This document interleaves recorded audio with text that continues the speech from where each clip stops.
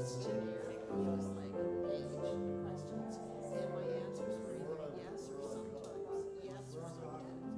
She were depressed because she goes, Tina doesn't speak. No. And I know Tina did. And yeah, I don't know. That was fun. I don't know. But the rest of it is, yeah, sometimes it bothers me in social situations. And yeah, sometimes it bothers me in restaurants or events. Yes. So she said, when kids get there doing what they're supposed to. But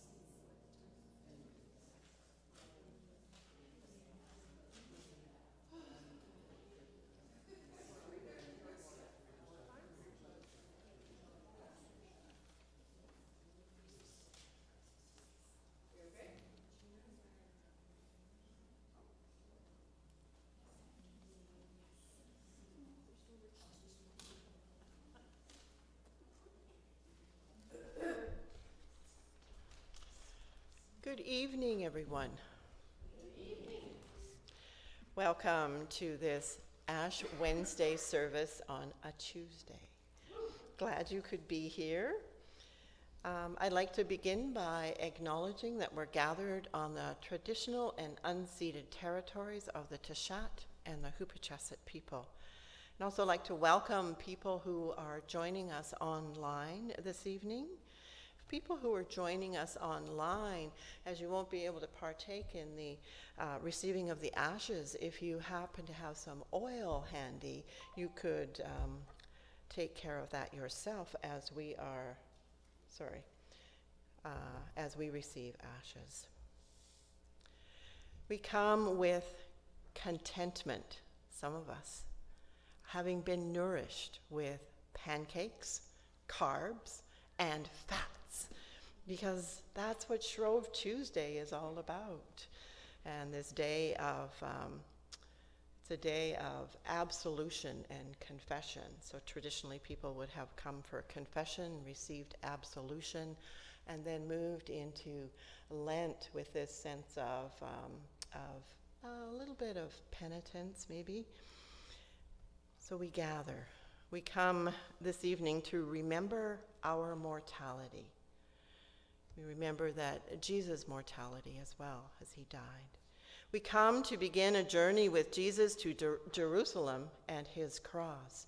On the communion table, you'll see that there's a spiral, and one of the symbols there is Jesus carrying his cross. So that will be a symbol of the journey through the 40 days of Lent. Of course, not counting the Sundays in Lent, as they are understood to be like a small Easter. So they aren't counted in the 40 days. How confusing is that to everybody? Try and explain that to children. We come to begin a journey on which we will meet the Christ. We come to enter into a season of cultivating and letting go.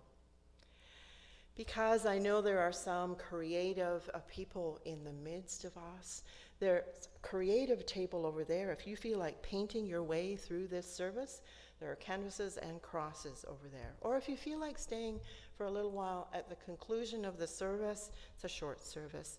If you feel like staying to pray or you want to be a little bit creative, the sanctuary will be open for you as long as you would like to be here.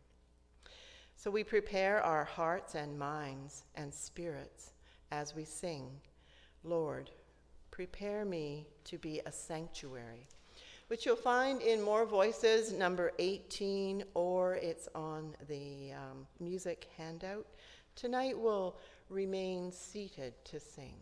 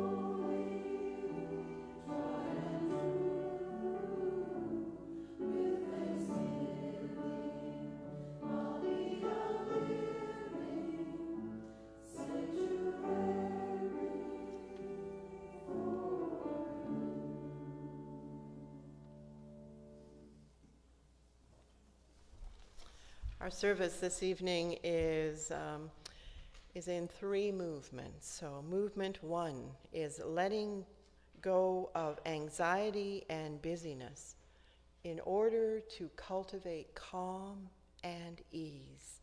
Would you join with me in prayer? God, a creator, Christ, and Spirit of the here and now, still our minds and strengthen our hearts that we might be able to see and know you better, we pray. Amen. Friends, we are surrounded by millions of words every day, and to-do lists, news updates, push notifications, conversations around dinner tables, staff rooms, etc. Words abound.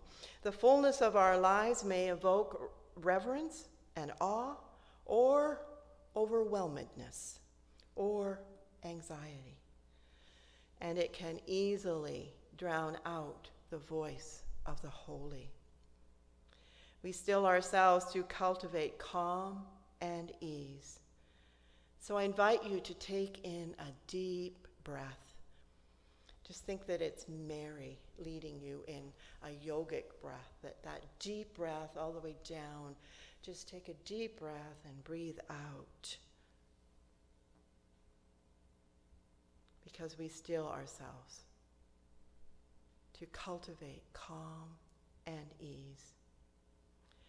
As you breathe through this evening, allow any thoughts and worries to float by like a river. So be gentle with yourself as you're thinking about cultivating and letting go. It's not something you need to be anxious about or try and capture all those thoughts that you wish weren't there. Let them go as if in a river. That's what we say when we gather for centering prayer. This is an opportunity to be compassionate to ourselves, to know that we are people who are committed to Christ's service, and our lives get full, and sometimes they get busy, and we want to sit and be calm and be still.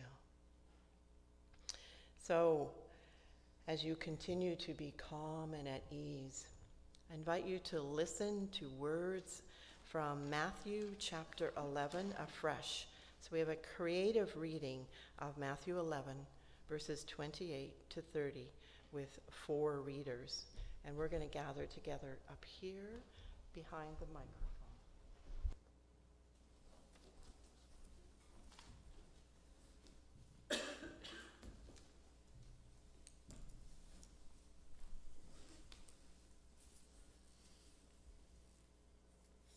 The word of the Lord.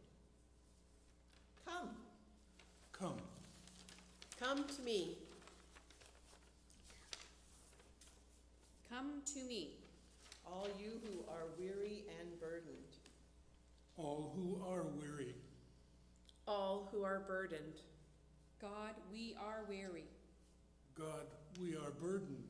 so come. Come to me. Come to me. Come, and I will give you rest.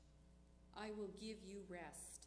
I will give you rest. Take my yoke upon you and learn from me. Learn from this. Learn from love. Take my yoke upon you, for I am gentle and humble of heart. God, we are weary. I am gentle. God, we are burdened. I am humble in heart. Take my yoke upon you, and you will find rest for your souls. I will give you rest. I will give you rest. Rest for your souls. Rest for your bones. Rest for your wandering mind and your broken heart. I will give you rest. For my yoke is easy, and my burden is light. God, we are weary. My burden is light. God, we are broken. You will find rest. Come. Come. Come to me, I am gentle. I am here. and you will find rest.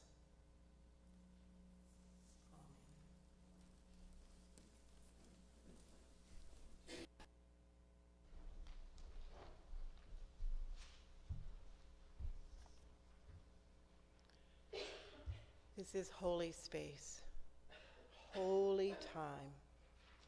Ash Wednesday is a sacred time where we begin this holy journey. So as we slow down to dwell in God's presence, we cultivate holy space, calm and ease. We allow ourselves to let go of fear May this be an authentic time of calm and ease between you and your Creator. The choir is going to lead a song, Make a New Heart, which is a sung version of Psalm 51.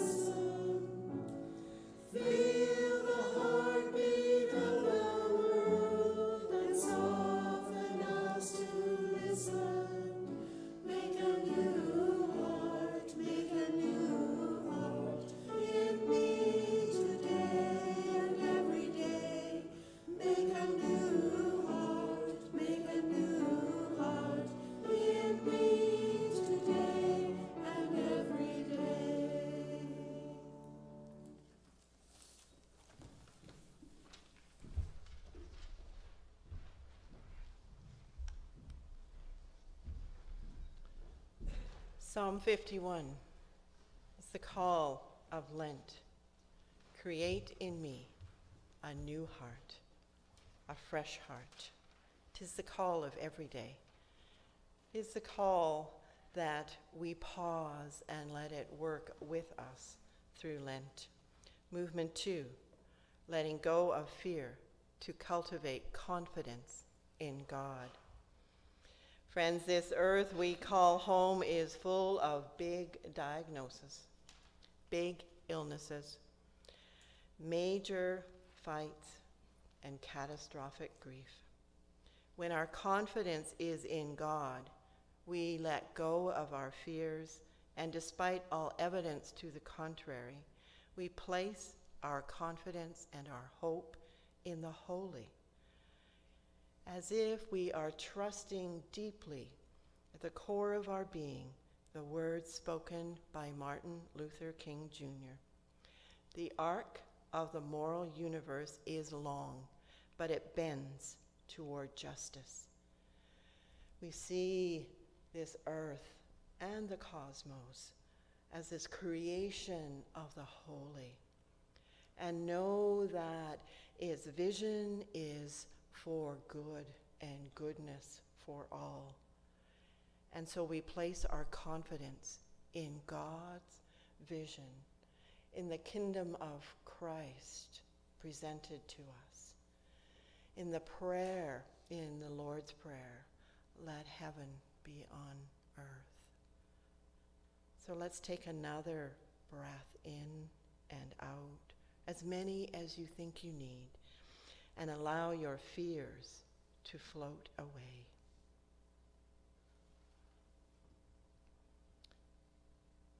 And as we allow the fears to float away, as we cultivate confidence in God, we again hear another creative reading in 4 voices. This time it is excerpts from Isaiah 43.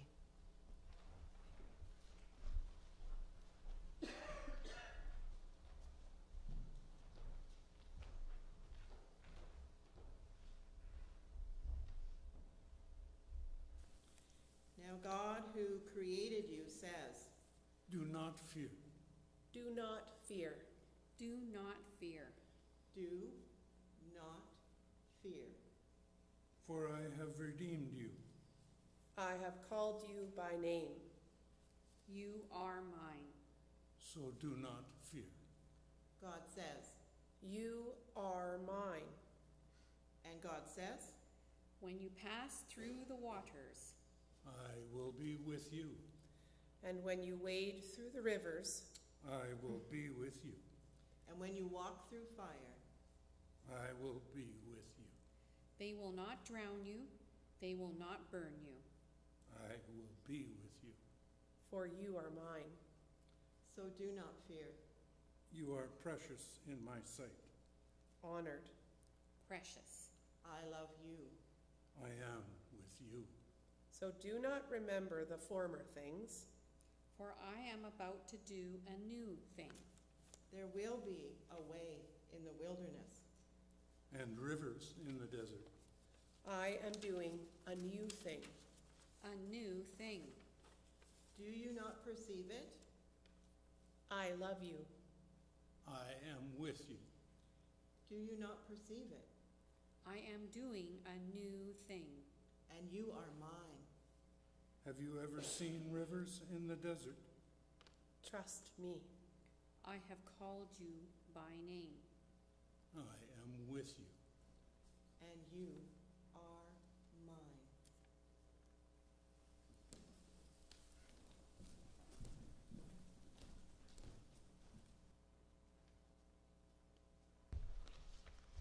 So friends, as we slow down to dwell in God's presence, to cultivate confidence in God, may this be your prayer and your experience through Lent, that your confidence in God, in the holy, in the love that lives in you, in all the love in the universe, in the Spirit, in the source of your being, whatever and however you address the holy, the Spirit in you. May your confidence and awareness of this God grow and grow, so that it ripples in and through you and out of you to others, and your heart grows with the tenderness that you receive, with the gentleness that comes with confidence, with the assurance that all will be well. All will be well. Choir is going to lead us again in Make a New Heart, and you're invited to join in as you feel comfortable. Sure, that's fine.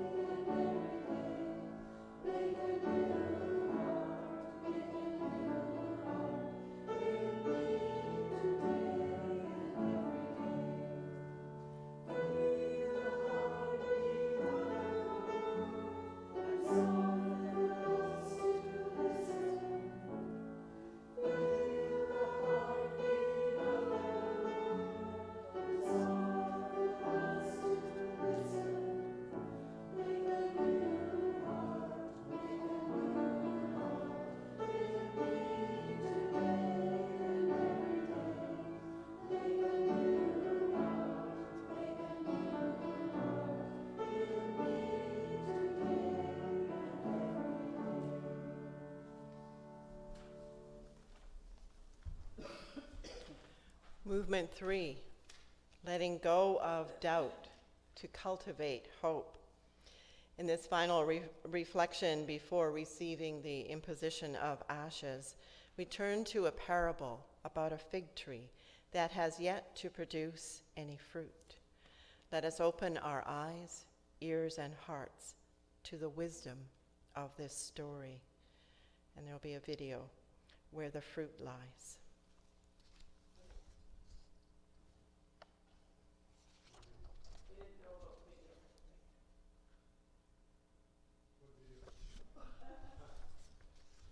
All right. The wisdom of the fig tree. In Luke's Gospel, Jesus tells a story of a fruitless fig tree once planted with promise, only to grow barren and brittle. The landowner in the parable has returned to its empty branches for 3 years. With patience worn thin and hope withered, he commands the gardener to cut it down, seeing it as a liability to the soil. But when the landowner sees waste, where the landowner sees waste, the gardener perceives the possibility that lies fallow. The gardener has learned from the land that life flows in cycles: budding, flourishing, pruning, death. And so he requests 1 more year. Cutting the earth with a shovel, he loosens the clots that have settled like stone, so that when water comes, the earth will receive it like a soft kiss. He blankets the roots with manure so that growth can be steadied by hope. And then he lets go. What happens to the fig tree? Does it live? Does it die? Does it bear any fruit? We don't know. And so, if we can't read the end of the story, then we must write it with our own lives, because we know what it feels like to be the fig tree, to be deemed worthless, to be weary enough to believe that we don't deserve to be well. And perhaps we also know what it's like to see the world through the eyes of the landowner, calculating worth based on what we produce, what we accomplish, what we provide. Can we cultivate the vision of the great gardener, the one who sees us for what we are becoming, the one who tends and prunes and nourishes us and says, let go? Perhaps for us, the fruit is not the ending. The fruit is the waiting in the dead of winter, in the manure, the nurture, the rest, the darkness. The fruit is in all of it, sowing seeds we can't yet see.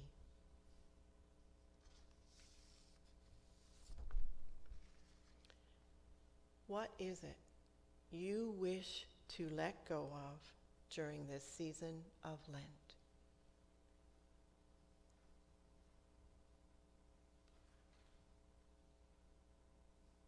I'll ask you again. I'm not expecting you to answer, though, out loud.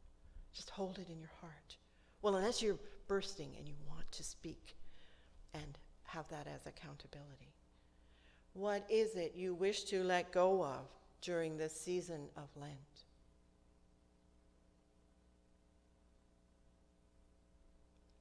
What is it you wish to cultivate?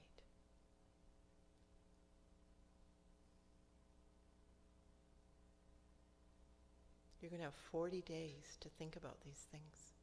What is it you wish to cultivate? What a beautiful question, both of them. We're going to sing In the Bulb, There is a Flower. You'll find it in Voices United, the red hymnal, number 703. At the conclusion of the hymn, you'll be invited to, if you wish to come forward to receive ashes, you may receive them on your hand or on your forehead. Just let me know when you come forward. For at that time, we will remember our possibilities in this life, the potentiality of our life, the compassion and love that we are, and we'll remember that we're mortal beings and that we have come from dust, and to dust we will return. This one precious life that is ours will end one day. But first, we will sing, In the Bulb, There is a Flower.